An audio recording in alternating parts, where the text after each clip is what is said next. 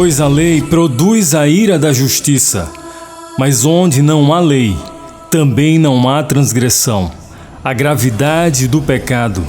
O pecado é uma realidade presente na vida de todos nós, desde o início da humanidade. A desobediência e a rebelião contra Deus têm trazido consequências devastadoras para a humanidade. O pecado nos separa de Deus e nos coloca em uma posição de inimizade contra Deus. A referência à lei neste versículo está relacionada com a lei de Moisés, apresentada pelo Deus eterno. Ela estabelece os padrões morais e éticos que devem ser seguidos pelos seres humanos.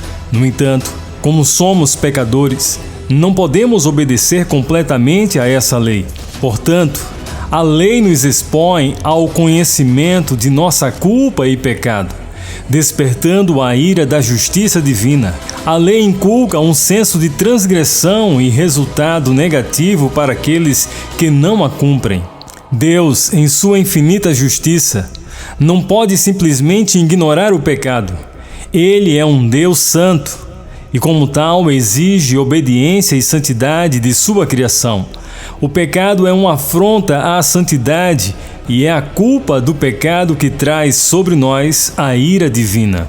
Temos que entender que a ira de Deus não é um mero capricho ou um ato de vingança, mas sim uma resposta justa às nossas escolhas e ações pecaminosas.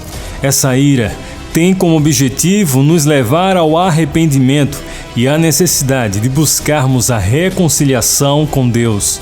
O versículo também afirma que onde não há lei, não há transgressão.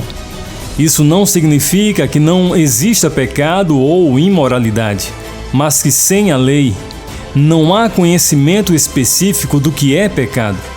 Quando a lei não é conhecida, as pessoas podem pensar que estão livres de culpa e pecado, mas ainda assim estão sujeitas à justiça divina. É importante destacar que a gravidade do pecado não está relacionada apenas às consequências que ele traz para a nossa vida terrena, mas também com a condenação eterna que ele pode acarretar. A Bíblia nos ensina que o salário do pecado é a morte, tanto física como espiritual. A partir deste versículo, podemos entender que a lei por si só não é suficiente para nos salvar ou nos justificar diante de Deus. Através da lei, somos confrontados com nossa incapacidade de cumprir os padrões divinos. E isso nos leva à necessidade de uma solução maior. Esta solução é encontrada na fé em Jesus Cristo, que nos justifica pela graça por meio da fé e não por meio da observância da lei. Apesar de toda a seriedade do pecado, temos a esperança e a oportunidade de encontrarmos perdão e reconciliação em Jesus Cristo. Ele tomou sobre si o castigo que merecíamos, derramando seu sangue na cruz para nos redimir dos nossos pecados. Somente nele encontramos misericórdia, salvação e graça. A gravidade do pecado não pode ser subestimada, pois ele nos separa de Deus e nos coloca em uma posição de desobediência. No entanto, encontramos esperança em Jesus Cristo, que nos oferece perdão e reconciliação por meio de sua morte e ressurreição. O versículo apresentado destaca que a lei nos expõe à ira da justiça divina, mas onde não há lei, não há conhecimento específico do pecado.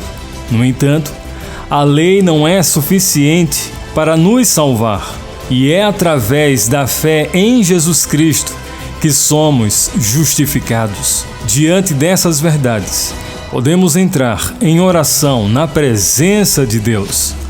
Senhor, nosso Deus, nosso Pai, te agradecemos pela sua lei, que nos aponta a sua justiça e nos revela nossa necessidade de salvação. Reconhecemos que por nós mesmos não podemos cumprir todos os mandamentos. Pedimos perdão por nossas transgressões e reconhecemos que Jesus Cristo, como nosso Salvador e Justificador, Ajude-nos a viver em obediência e a compartilhar essa mensagem de graça e salvação com outros. Em nome do Senhor Jesus. Amém. Que a palavra de Deus restaure a tua alegria, a tua esperança, gere fé em teu coração para a salvação. Que Deus te abençoe.